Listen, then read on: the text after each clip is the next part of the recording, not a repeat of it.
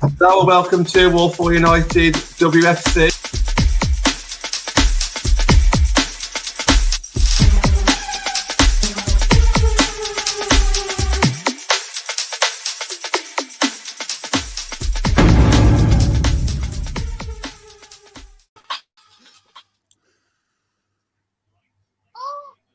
Good evening and welcome to WFC show.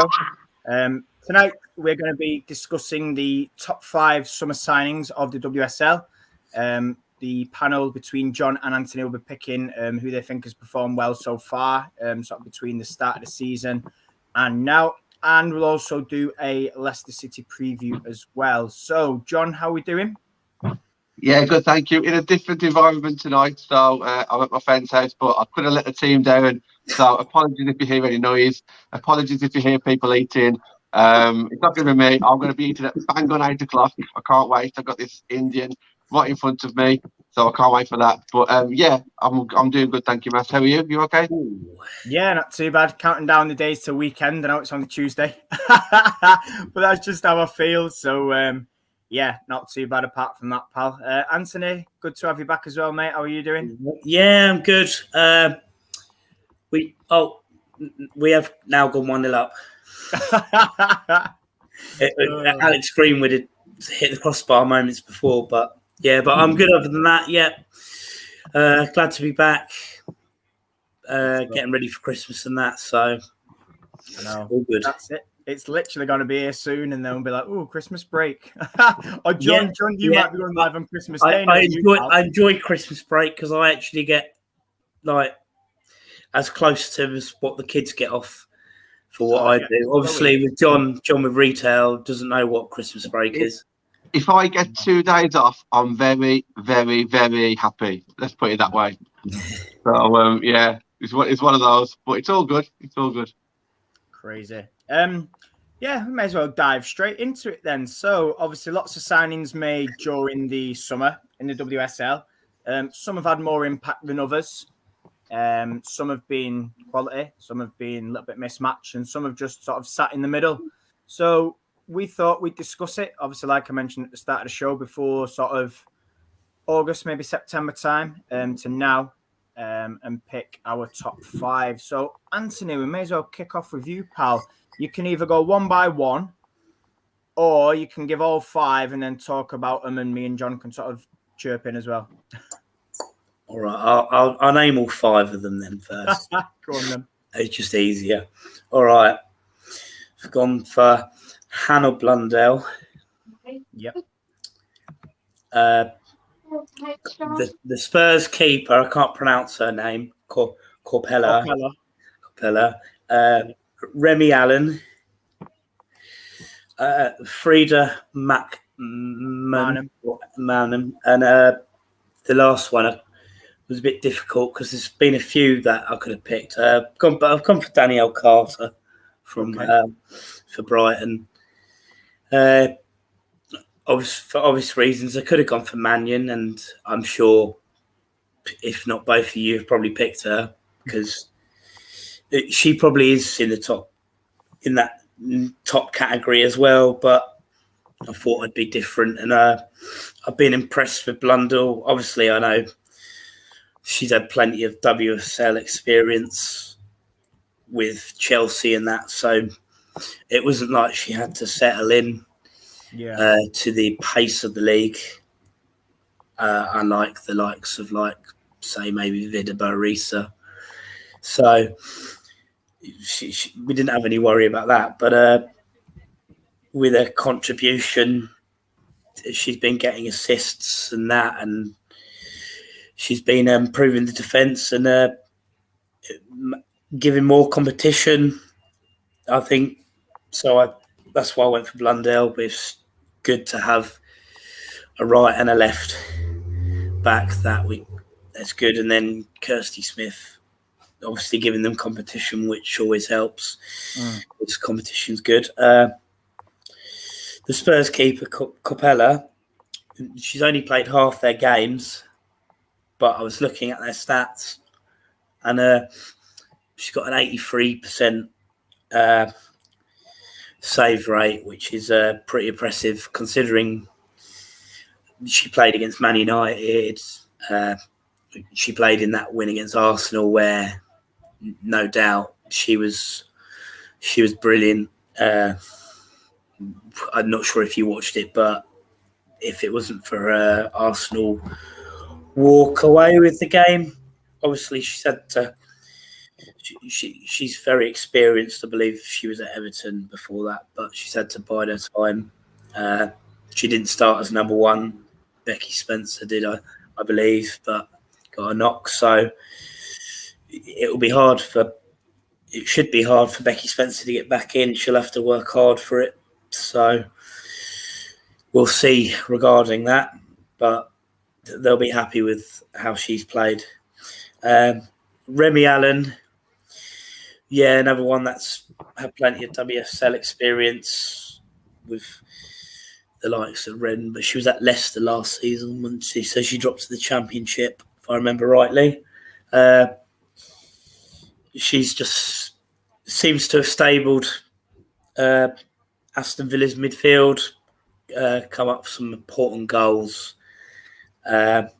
Obviously, they lost Inabuchi this season to Arsenal, which was a big loss for them.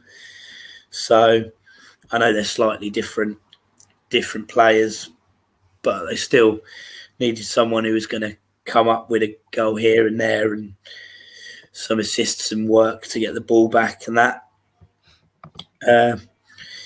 Then Frida from Arsenal, she's still only young, 22, I believe, if I remember reading rightly. Come from a different league. She's just sure help with the defence, like Arsenal's problems last year were in defence. And they've got the likes of Leah Williamson out, but they've got Frida so they've got the options. They don't like if one person's out, then they're not a bit like City where they're struggling like in terms of like maybe like Ellie Roebuck's out, so they're struggling because of their keeper isn't good enough, such things. So, and she has chipped in with a goal, I believe. If I forget my facts right, I think it might have been against Everton, but don't shoot the messenger if I'm wrong there. And then finally, I've gone for Danielle Carter. Like I said before, there was a few I could have picked, like Benison from Everton or Gemma Evans, but what you mentioned. So I'll be interested to see what yours are, Craney. But she's experienced, Danielle Carter, been there with Arsenal, obviously, come from Reading. So I think she settled in well with Brighton, obviously, like Hannah Blundell and most of the five I've picked. They're used to the WSL, so it wasn't having to climatise or anything, getting used to the pace of the league. Come up with a couple of goals and an assist or two, and is hard working as well a bit, which is good. So the positions that I've said with the players like the Tottenham and the Brighton players, it just shows you how well they're doing because their position in the league. So that's my top five. Like I said, there could have been a few others. Obviously, we were picking on who's impressed. Obviously, before we started, you would have thought the likes of Nikita Paris would have been there, but the season hasn't really got going for people like her, or even like I forgot until I looked at the list that Chelsea had signed that defender from PSV. Yeah, I know them. So that's my top five. It'll be interesting to hear your views and what your top fives are. Yeah, well, just before we go into that, I just wanted to sort of discuss yours a little bit with John, and and sort of analyse it that way. So obviously we'll do his 5 and then we can discuss, and then you can discuss my 5. Cool. Obviously I think what we'll do is, John, we'll start with Danielle Carter. Somebody that's made over 100 appearances for Arsenal. Probably not got as many England caps as she would have liked, but that's probably due to sort of injury. But I think for me, what's been great is that Brighton have got her in and she's sort of hit the ground running. You know, she was sort of at Reading, did okay, but probably I don't know if she fell out with the manager. She seemed to be there for like a short period of time and leave. But how is it important for somebody like a team like Brighton to get somebody of her experience? Because obviously, bearing in mind she's not even 30 yet, but like I say, made over 100 appearances for Arsenal. What do you think about that then in terms of her season so far? Yeah, absolutely. Yeah. Sorry if there's any background noise, by the way. I've got people in the room. Yeah, look, I think she was on she was been like my 6th choice. So she didn't quite make my top 5, but she was definitely on the short list. The way I looked at this is Brighton have done really well this season, so I wanted to choose someone from Brighton, but I couldn't quite squeeze her in there. But she was a definite contender, absolutely. And I think Brighton have done really well by signing these experienced players, and you know, they've definitely surprised a lot of people just by even being in that shout of top 3, top 4. I think a lot of people thought they was going to move forward, but because of maybe the way Man United have played and Man City, let's give Brighton a chance. So Carter, I can absolutely agree with being a contender for one of the top 5. She has played really well. Anthony mentioned Blundell as well. She was another close one for myself. Obviously, being a United fan, it was quite easy to put Blundell in there. What I like about Blundell is the fact that she's come straight in and she's in our starting 11. So because of that alone, and she's doing so well as well, makes me think that she deserves a spot. However, I think that there's other players in the WSL that may have influenced their team just a little bit more. So I think if United was in the top 3 right now, I'd have probably chose Blundell. But because the actual club's underperforming a little bit, then that's kind of gone. I've kind of gone against Blundell on that one. What was the other ones that you said there, Anthony? The Tottenham keeper, Capella. Yeah. Frida Manman and Remy Allen. Yeah, so one of those I've chose as well. So I chose Remy Allen, but we'll talk about my pick shortly. Tottenham. Yeah. I looked at the actual Tottenham defenders. So Tottenham made 2 defenders. I think one from Villa, one from Brighton? Was it? I can't remember, but definitely one from I think Villa. But they haven't played that much. I don't know, Matt, if you know which one they are. But there's 2 Tottenham defenders that have played on and off this season. Reading under one.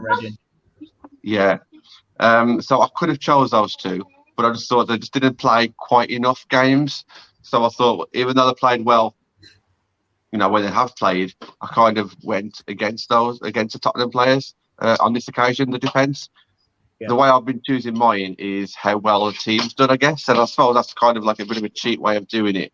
But I've kind of looked at like who's influenced the team and done it that way. I could have quite easily chose Man City players. You know, you could have chose like the Chelsea players, Arsenal players, or whatever.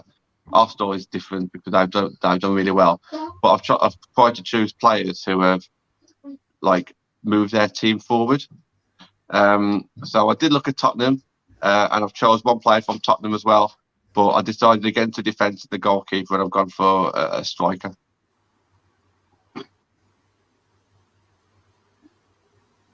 I've just realised I was on mute. Sorry, yeah. And obviously, just a quick word, Jon Anthony then, who was also in Anthony's team. Obviously, Norwegian international, plays in midfield. Somebody Natalie's quite a fan of. But what do you think she's brought to Arsenal's midfield? Because obviously, she's not that old either. But yeah, if you look at her stats, they're up there with some of the best central midfielders in the league. So what do you sort of think about her then? She can slot in defence as well. There you go then, John. Versatile. I think excitement. I think has come straight in, and along with the manager and the new players that surround her, and obviously how well Beth Mead's playing and Little's playing, I think how quickly she's adapted to what needs to be done at that team in that side, and I think it's worked really well. A lot of people are saying like, you know, Little's a player of the season so far, Tooney potentially, and I get that, and I probably agree with that as well. But the fact that whenever you join a new club and you settle in and you adapt as well and as quickly as she has, I think you need to take your hat off for that. So yeah, I think she has done well. She's creative. She does have that stability, and like you say, she's not that old, but you don't see those naive kind of moments on the ball. So for me, yeah, I can see why Anthony's picked these players. I've done similar. I think there's a couple. I think maybe that I've gone similar. I've gone for more maybe less glamorous players, maybe. But yeah, Anthony's choice is definitely a good pick. Many of mine glamorous. Yeah, I know what you're saying. I know. Yeah, you are right. You've kind of gone for obviously a Tottenham defender. I get that as well. So like Tottenham goalkeeper. I was never going to pick someone like that, Vicky Lasada, because of course, City haven't performed. Yeah, and that's the way I look at it as well, Anthony. You look at the Man City signings, but because Man City haven't performed, and I know you could quite easily turn around and say, well, just because Man City haven't performed, it doesn't mean that this one particular player hasn't performed. But you look at how well Brighton have done. I think Aston Villa have had a decent run. Arsenal have blew everyone away. Brighton have done really well. So I think I can understand why you've gone for those, and I've done very similar, just different types of players. Sorry, I just want to take a minute. I'm just looking at an absolutely horrific decision for an offside goal, like ridiculous. Yeah, I just seen it as well. You're still 3-0. No, we're on 4, John, but we should have been 5, and they've flagged it offside when she literally. It's 5 now. Yeah, well, it should be 6, but literally it got crushed, John. Yeah, and obviously the defender's here, and she's coming from behind the defender and just jumps higher than her and heads it in, and they give it as offside. Like, what's all that about? Anyway, it's 5. It should be 6. Sorry, back on track. So, John, do you want to give me then your list of 5, and I'll write them out as you say it. Yeah. So I've done it kind of like I say, based on the team as well as the individual. So I've gone for Iwabuchi first. I've gone for Aoife Mannion. I've gone for Simon for Tottenham, but that was debatable because she didn't play. She hasn't played as many. But I think when she has played, she's played well. I've gone for Remy Allen, like Anthony, and then I've kind of gone a little bit out the way here. I've gone for the Arsenal manager. So I've broke the rules. I've broke the rules. I've decided against Carter. I've decided against other players. I've got to throw the Arsenal manager in there because what they've done is to create what he's done to create this team to perform and outperform Chelsea, and I can't say City too much, but the fact that they're now back to number 1 to where they were last season in such a short time. You look at what they've done compared to what United have done this season and all the other managers who have changed. I just think I just got to shout out the Arsenal manager. So I've broke the rules a little bit, and my fifth choice is the Arsenal manager. But it's a transfer in a way, kind of. Yeah. So I've broke the rules a little bit. But so let's start off with Iwabuchi. Look, not the most glamorous signing in that sense. You got Tarbin Heath there. You got Beth Me playing really well. I know she's not a transfer. Everyone's talking about Little. Obviously, Anthony's chose a player for his top 5. There's loads of players at Arsenal who are more high-profiled, but I think when Iwabuchi comes on the pitch, you see a difference. She had a great season last season. I believe United should have signed her, in my opinion, but I think obviously our situation at the club at the time, it was just the wrong place at the wrong time. So for me, I think when she comes on the pitch, she makes a difference. She's creative, she's strong. I know she's only scored once, but that doesn't really mean too much because you got to think about the things that she does off the ball and on the ball and creating. So for me, I've got Iwabuchi, and my second choice was Mannion. When she comes into the club and the whole fan base is basically saying Aoife Mannion should be captain in her first season, I think that's good going, isn't it? Yeah. It's class. Yeah. Don't wish too much. Harry Maguire came in and was captain. Good point, but no, Aoife Mannion is performing really well at the moment. She's very stable. She's settled really well. She knows exactly what Skinner wants. She knows what the fan base wants. And on the pitch, she's a leader. You know, she's been a leader against Durham, and it was the other one. Everton, was it? No, Man City, sorry. Man City. Yeah. So she had actually been the captain then. She just settled in really well. The question is now, when Millie Turner comes back, will she still be playing? I think she will. I think it'll be Maria that would drop, if anybody. So to come in, keep a place, and potentially be a captain all in the first season, I think is worth a big shout out. So I've gone for Mannion. I didn't go for Blundell. I could have done, but I thought let's go for some other players. So I've said Kia Simon, and I was a little bit disappointed that she hasn't played as many games as she could have potentially played, but I don't think that was based on performance. So when she has been on the pitch, she does excite me.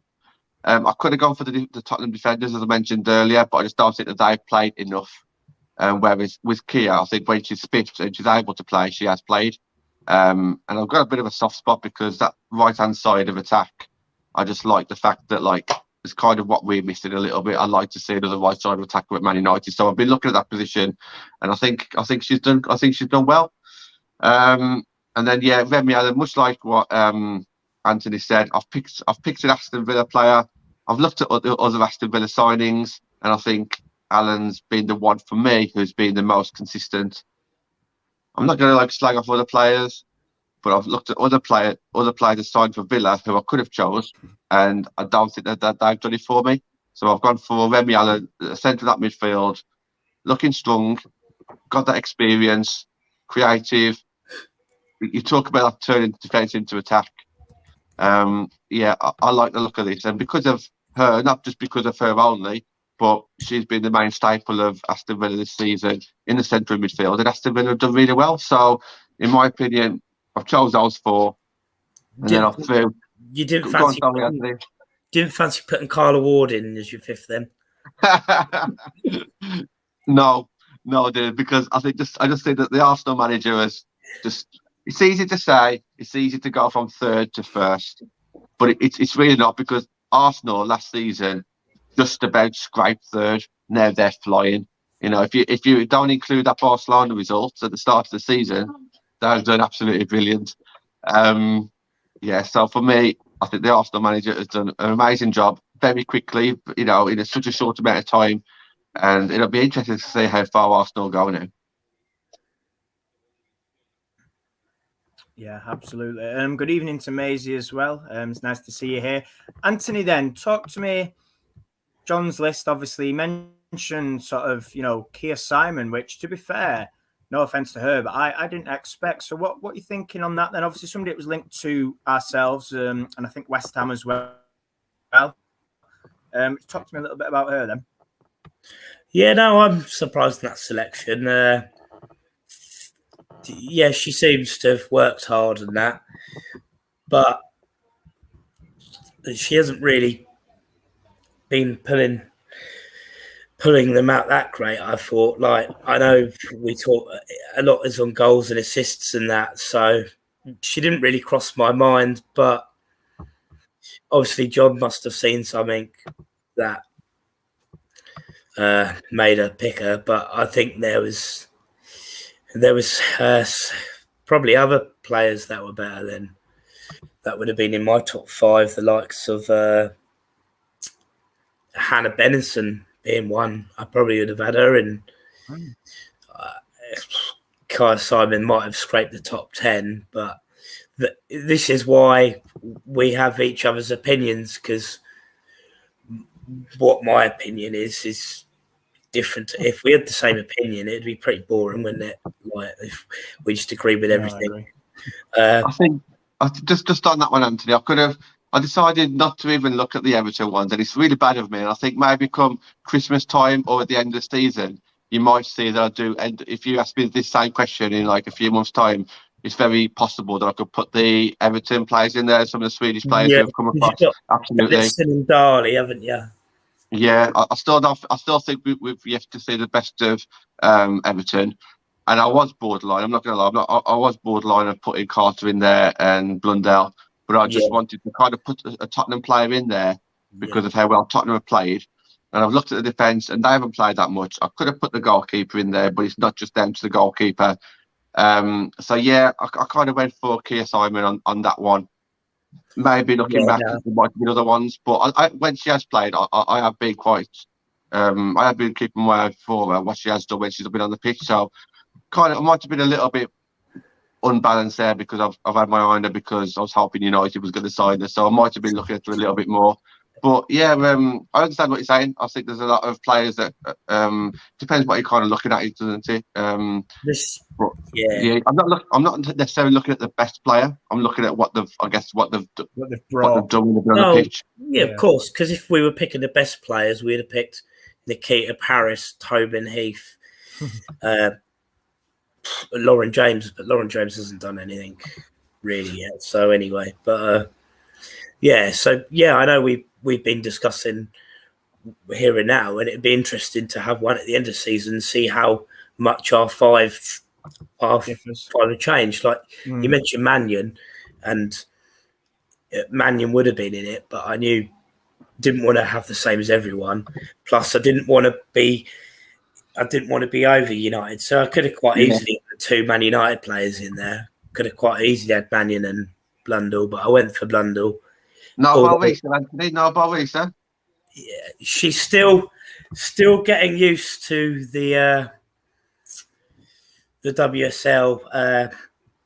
She's not had enough chances, I feel, but she'll be one that as soon as she gets up to scratch with the pace of it and that, I think we'll see more of her. So maybe it could be a slow burner and she could be one at the end of the season, but there's still another 12, 13 games left of the season, so we're still a long way to go. Do you know what? Thinking about it, John, I'm surprised now because you've chucked in a manager. I'm surprised you've not chucked in Mark Skinner. Yeah, no.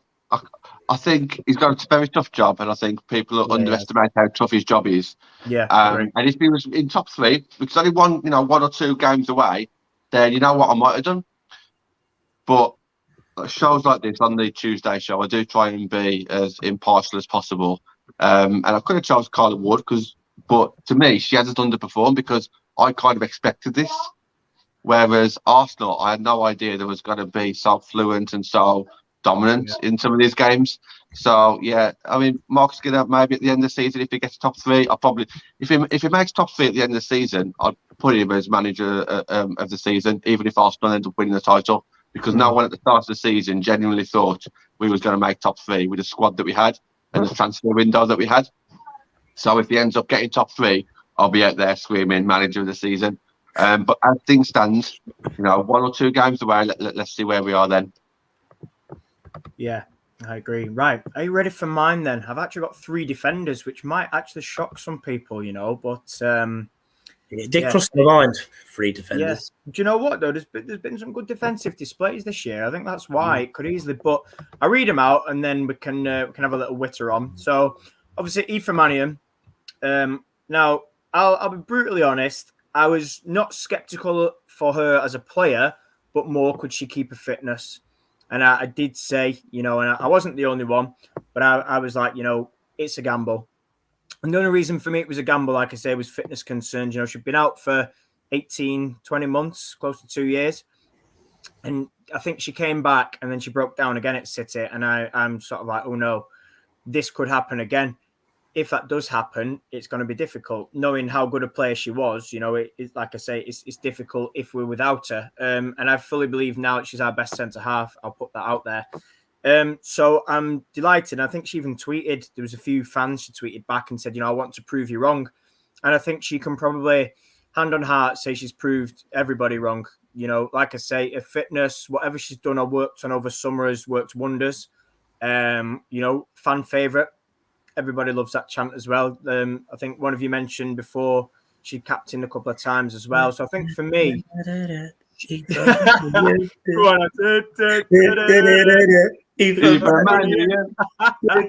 to be wondering what's going on at your house, John, on that telly. But no, I think, so fair play. I think credit where it's due. And listen, I don't mind being proven wrong. I think, like I say, the fact that she's not missed a game due to injury is a credit to her. So, yeah, I think for me, she deserves to be in there. And listen, we've got to get some Man United players in. Otherwise, we wouldn't be very popular, shall we say, with fellow fans. But listen, for me, Aoife deserves to be in there. So she's not just been thrown in for the sake of it. Number 2 for me might be a little bit of a surprise to viewers, or maybe 2 of you. But I've gone for Sarah Malin at Villa, the fullback. I just think sort of this season, I've not watched lots of Villa, but I've watched quite a bit. And I think when they lost Asmita Rail to Spurs, which is a big loss, I think that Sarah Malin has sort of held it together. She's strong in a tackle. She's scored a few quality free kicks already. She's a leader. And I think she's really helped that defence just stay solid. Obviously they've had a couple of wobbly results and a couple of high defeats, but listen, that's not a reflection of her performance. So I think for me, Sarah Malin, again, very experienced player, thrown her in there into the mix as well. After that, I know, John, you mentioned about Spurs defenders. I have actually put one in, not Asmita Rail. I've gone for Molly Bartrip. I just look at that and I think she's probably one of the most consistent centre-halves at the minute. She's mad. Like on her stats, I think it was something like 20, 25 blocks, maybe more. Doesn't give many free kicks away. I think Spurs have conceded 6, maybe. Could be wrong on that. But yeah, she's been part of that defence, which has conceded, I think, like I say, about 6. That's looked good. And I don't think anybody expected Spurs to be where they are. She's obviously experienced, played for Reading. She's fitted alongside Shalina Zadorsky, literally like them two as a pairing have just fitted each other, complemented each other really well, which doesn't always work out, especially at centre-back. It can be difficult to sort of get that consistency as a pairing. So I think, to her, credit to Spurs sort of staff for working with her and making that partnership work. And yeah, I just think she's been a main reason. All the blocks we saw, Anthony, I think you mentioned the Spurs-Arsenal game. The amount of bodies on the line from Spurs players there was crazy. And she was a big part of that. And I fully believe she's a reason why Spurs are up there because of that defensive record. Obviously, they've not scored many goals, but they've grounded out them 1-0 wins. And I think that's why they've just been consistent. They've just managed to get a consistent run, a good run, and they're up there at the minute. And fair play to them. If it lasts, then it lasts. Personally, I don't think it will, but I think if we're giving credit, like I say, from summer to now, I think, she's up there. And then the next one's names that have already been mentioned. I've gone for Frida Marnham and Mana Iwabuchi. Obviously, Iwabuchi needs no introduction. We've all seen her at Villa. I know, obviously, John, you said you'd liked her at United. I'm the same. I just feel that she's probably gone for Champions League. But on her day, she's not very tall. She's not like stocky and well built, but she's a very tricky player. She reminds me of, well, I shouldn't compare to men, but the way she glides in and out, she dribbles with the ball, sort of reminds you of watching Messi. And people will probably shoot me for that comparison. But,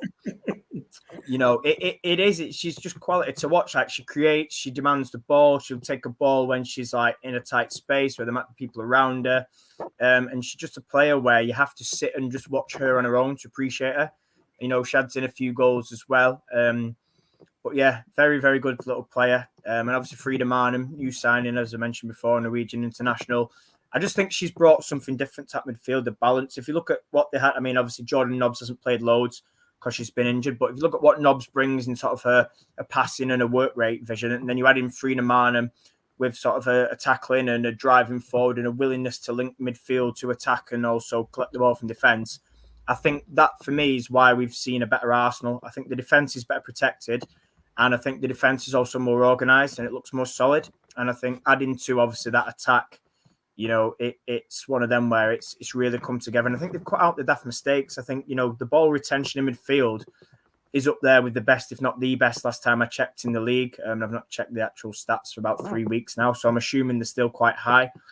So that, for me, is why I've chosen. But I don't know if either of you want to sort of jump in and talk about maybe Malin or Bartrip. It's interesting that you picked Bartrip, because when we had our discussion about players through WhatsApp last night, I think I chucked your own name, didn't I? No. I said Bartrip. It was like a list of people potentially, and she was one of the names that did crossed my mind. Like you said, with being on the line, lots of blocks, like you said.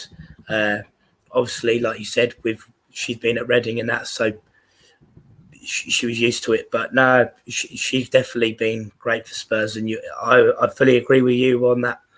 That part is why they probably are where they are.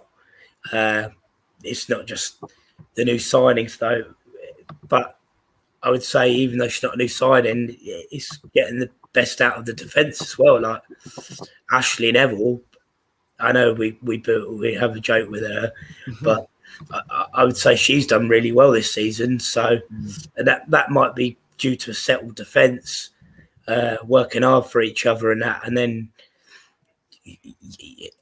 you can see the difference when you have a keeper you can trust as well. Yeah. Because you just have to look at Tottenham, or if you look the other way, you only have to look at City.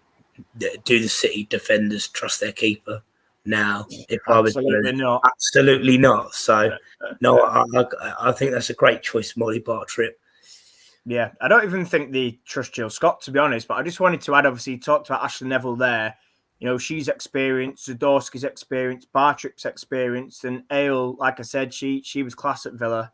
And I think a youngster with 3 experienced defenders, like you said, plus an experienced keeper, it just adds to it. And I think that is the reason.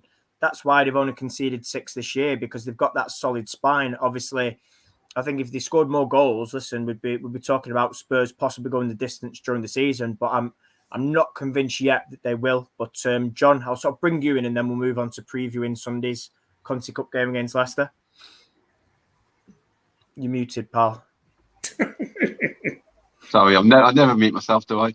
Really glad that you mentioned that Leicester Villa defender and Tottenham defender. I think they deserve all the plaudits. I think when I think of Tottenham, from when we played them, I think of strength, so like how strong they were defensively, like physically strong as well. And when I think of Aston Villa, I think how organised and disciplined they were. So I think that's the kind of difference between the two players that you've kind of mentioned. And yeah, they definitely deserve to be up there. And I think at the start of the season, where you look at Aston Villa, you think, well, I didn't think this, but I think a lot of people thought they'd be amongst Birmingham at the bottom, one of the bottom 2, maybe bottom 3. And I think what the defence has done is showed that they can defend and then just wait for their moments and pick off the goals. And I think that's obviously down to Carla Ward's planning and organisation as well. But yeah, I definitely agree with the fullback there. And Tottenham, yeah, absolutely. You can't go this far into the season and be where you are be where you are. And I reckon quite a few teams are actually now fearful of Tottenham because of what they've done. And you can't do that by fluke. So I think those players, I absolutely agree with you. Yeah, absolutely. Move on then to obviously previewing Sunday's game. So Conti Cup, obviously we're playing Leicester, who will have a certain former England striker in the dugout in Emil Heskey. They've just announced a new manager, which I'll get onto sort of in a couple of minutes. But obviously, I tweeted out before on Alf United, if we win against Leicester Sunday, that takes us top of the group. Is that enough? So I'll start with you, Anthony, because you're shaking your head, and then I'll ask you, John, and then I'll talk a bit about the manager and the game itself. But yeah, do you think that's enough, or do you think we need to pick up a point or 2 points, however the daft thing works, against Everton, Anthony, just to seal that top spot? Because remember, only one goes through. Yeah. Top spot's only guaranteed this year. They've changed it. So yeah, take it away. No, I beat Leicester professionally, and then we need to beat Everton, or even penalty. You don't want to be relying on other teams to do us a favour. Mm-hmm. We do our job. Ideally, 2 wins out of 2 we need, because then whatever City do, they can't catch us regardless. Yeah. So no, we go about our business, do what we have to do. We don't want to be relying on other teams. We don't want to get complacent. We don't want to think, we've beaten City. Yeah, because we know what Everton are like, and Leicester. let's not underestimate Leicester. I do this a lot in the predictions show, and we write them off, and then it's happened a couple of times where it's come back to bite you. So we can't underestimate Leicester. There's going to be plenty of changes from United, which I think you can tell from the opening 2 games we had. We'll probably see the likes of Fuso, Carrie Jones, which is great for the development of the squad and the team. But it's getting that fine balance to get the win against Leicester. And then we do move on to Everton, and we go out there and get the result we need. Otherwise, if we get complacent, and that's when it gets dangerous, when you go for a point. You never go for a point in football. You always go for the win. Even if you're negative like the men were, they still wanted to go for the win. They were just doing it in a ultra defensive way. So, John? Yeah, I agree with Anthony. Don't go for the draw. I think the best thing about the City result is that we put it in our own hands. So even though we're second, we know that if we go on and win every game now, we're through, which is, I think, a fantastic achievement in this league with what we've been up against so far this season. So it won't be easy. I agree with Anthony that we can't take them lightly. I think if we play at our best, we will win. I think if we play like we played against Arsenal, even though we lost, we'll still win. Changes wise, again, for the 3rd time running, I agree with Anthony. I do think there'll be changes. I don't think there'll be massive amounts, but I would like to see. He's got this bit of a thing going at the moment, Skinner, with a cup team and a league team, and I'm okay with that. I like to see Fuso and Carey play, and I like to see Boris and Lad play when they're both fit. So I'm happy with those changes. I'm not going to say it's going to be easy, but I definitely expect to win. Rob Kenton says we need 6 points. Absolutely, I think we need 6 points, but I think it'll do Skinner really good as well. If he goes on and wins this game, I think a lot of the fans are kind of warming to him a little bit now. I think they know that what he's going to do is going to, it's going to take time to do that. And I think while he's got a few fans on his side, I think a win at Leicester is a must. And I think I do think you'll get it, but I don't think it's going to be necessarily easy. And obviously, if you flip that round, and Matt, I'm sure you'll talk about the new manager shortly on the Leicester side. But as always, when there's a new manager, all the players have got to play the best to make sure that they stay at the club, don't they? So I think, I think it's going to be not necessarily tough, but I don't think it's going to be easy. So I can see Tooney in the comments as well. Do we think Tooney's going to play? I don't know. I think no. So she scored. That's why I did it. Oh right, okay. Yeah. 5-0. 5-0. No, 8. 8. I haven't got it on TV, as you can see what I've got behind me. You got us on the big screen. We'll have Russo. Let's hope she gives Russo a game, because I think Russo's performances have deserved a run out. So Mary Earps has currently got 6 clean sheets on the trot. As it stands. Is Mary Earps playing? She's not exactly had to do anything other than Saturday. Doesn't matter. It doesn't matter. When was the last time any other England goalkeeper has got 6 clean sheets on the trot? It doesn't matter who you're playing. Research it back. Let's have a look. I don't know. To be fair, I think the Man City keeper, if she was English, she probably could have not Ellie Roebuck, obviously, but the other one. Rob. Oh, sorry, completely sidetracked. I was just looking at Tooney's goal and buzzing she scored. Anyway, back on track. Sorry. So Leicester, as I was saying then, new manager announced this afternoon.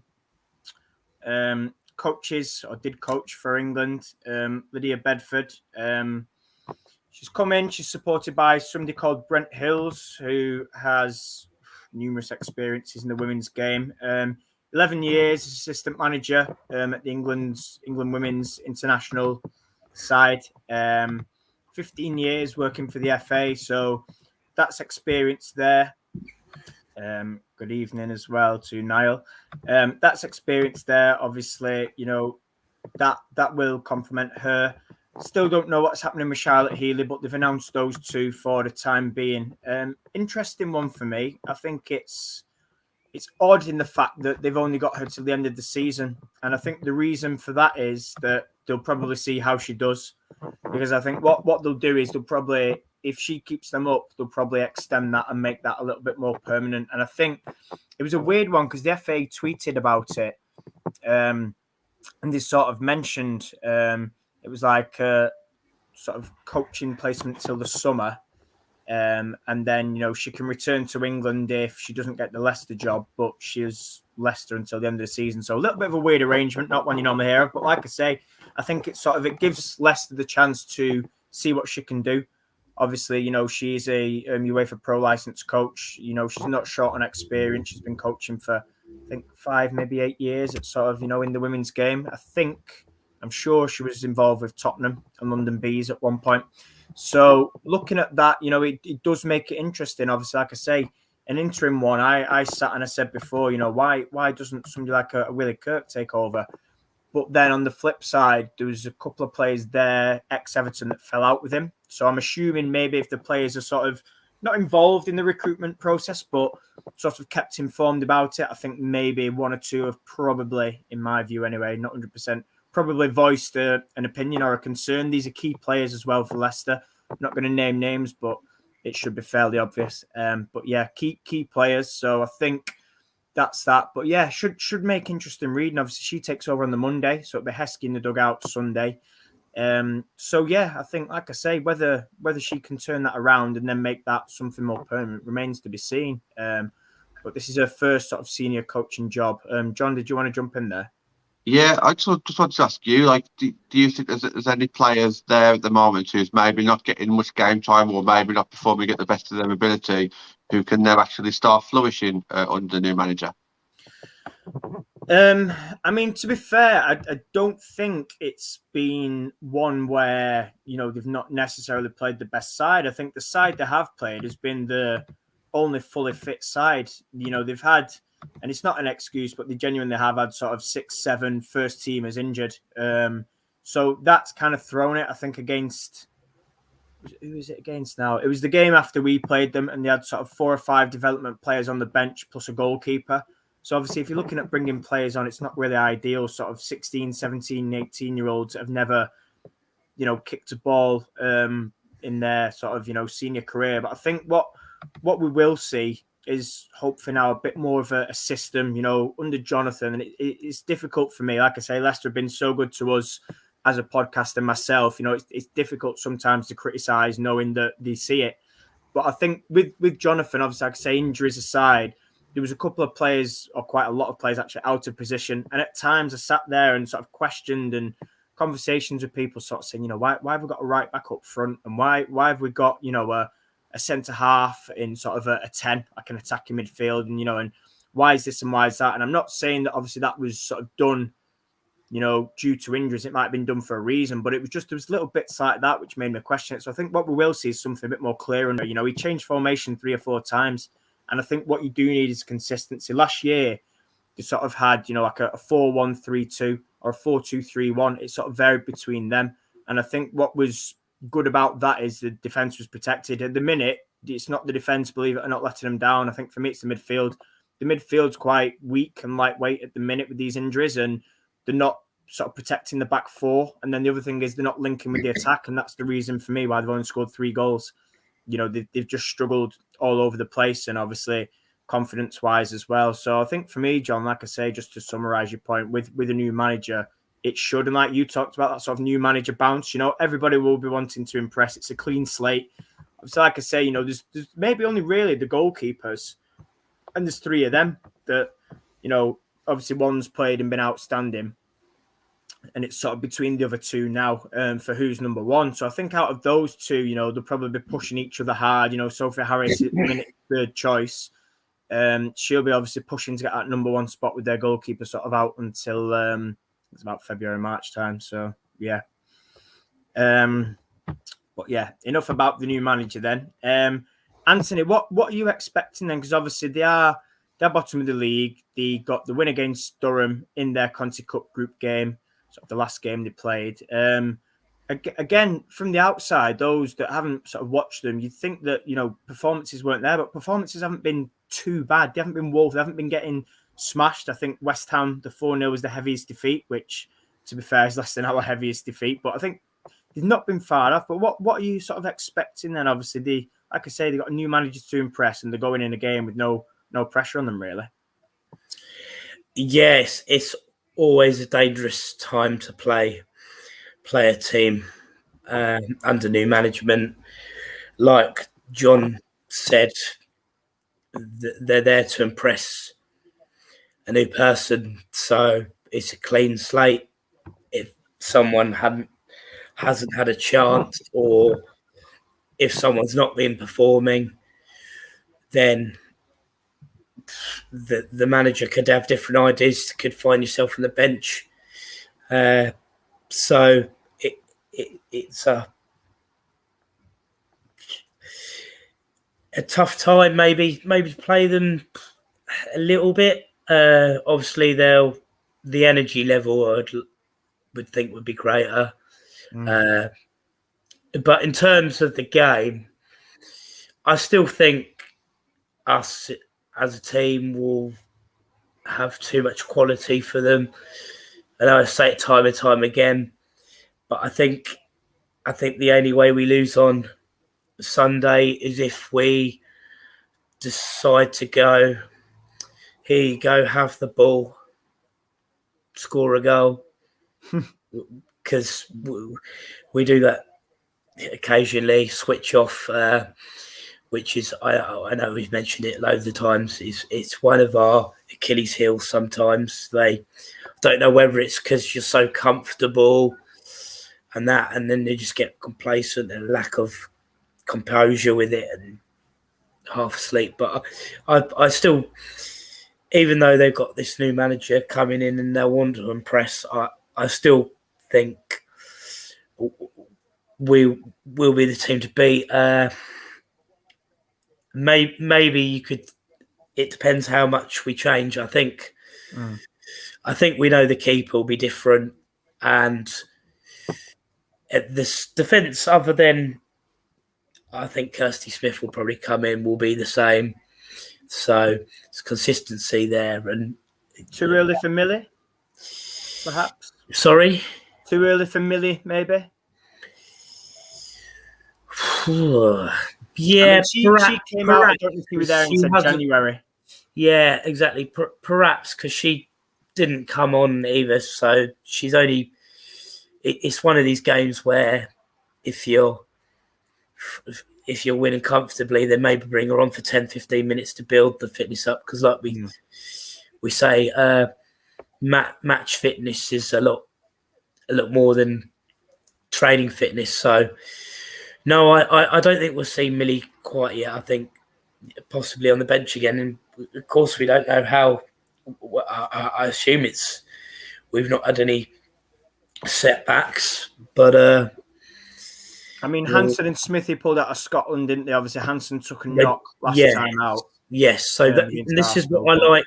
This is what I like about Skinner, because he seems to give away people that are struggling or something. So it makes it easier for lineup league purposes.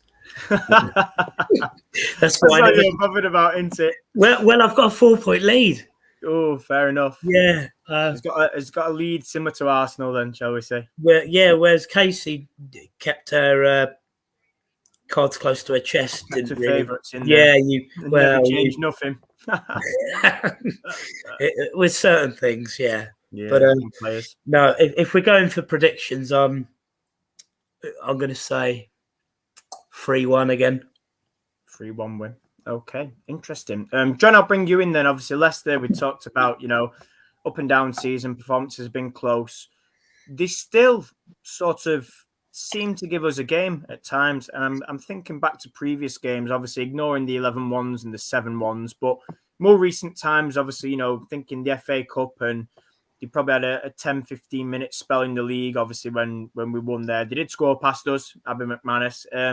What are you expecting? Obviously, we talk about changes, and I'm assuming they'll probably go full strength or as best they can. Obviously, they've probably got not too much to play for now in terms of qualifying, but they could potentially nick sort of best third place team. But what are your thoughts on it then Sunday? Obviously, have we got a right to be a little bit worried, or what do you reckon? I think what Anthony said, I would like to say the opposite. So Anthony said potentially what could happen is we sit off them and let Leicester attack. What happens if we constantly go for the game and we just can't score because we're not clinical enough, or we just can't get that easy kind of shot away the way that Arsenal could, and then also the Leicester counter attack us or get a fluke free kick in the last minute or a mistake by our defence. I think that's the only way that we could potentially lose, is that we dominate the game and then still can't score, and then all of a sudden Leicester kind of get a fluke kind of goal.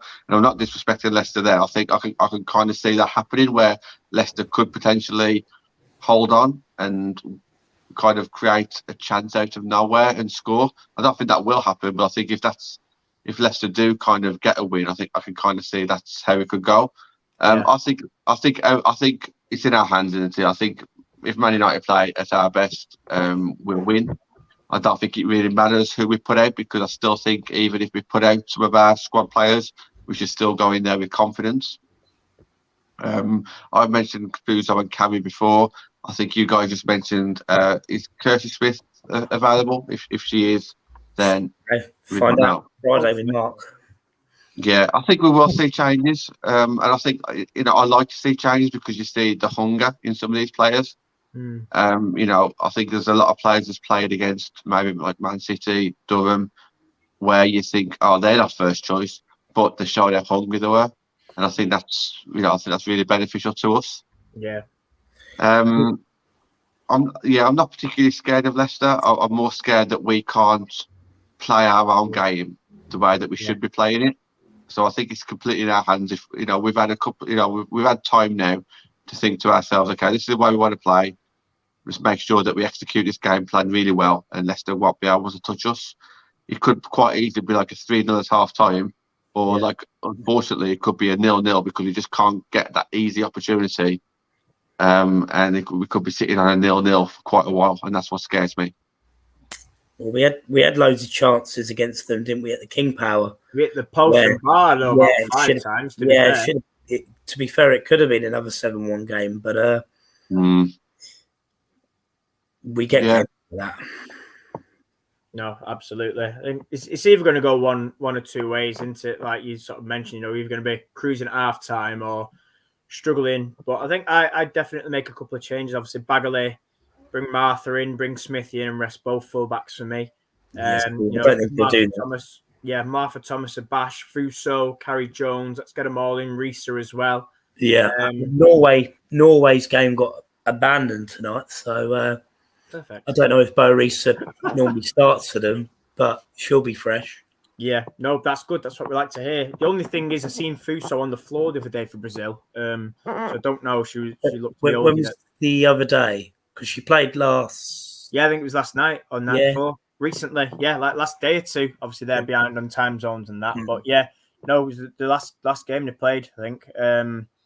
But yeah, I just think hopefully if she's okay, then make a few changes and see what we get. But it's one of them. Like I think for us, not necessarily we need confidence, but it's good for confidence. But I think it'd be better for them confidence wise if they did pick up anything. To be fair, I think if you offered Leicester fans a point or two, it'd snap your hand off. So they need to start somewhere. We need to not mess up and kick on.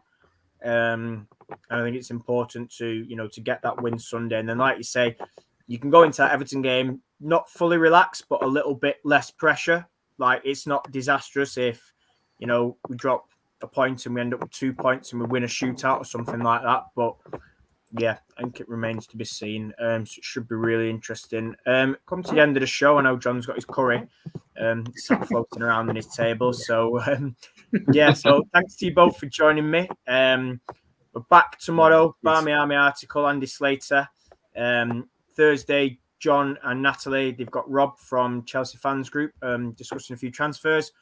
Friday we're out, but we're going to try and bring you something, or it might be Andy that's hosting a forum. Saturday, me and Ben, and Sunday is Leicester and Matchday content. So yeah, keep tuning into our socials, and we'll see you all soon. Cheers, guys.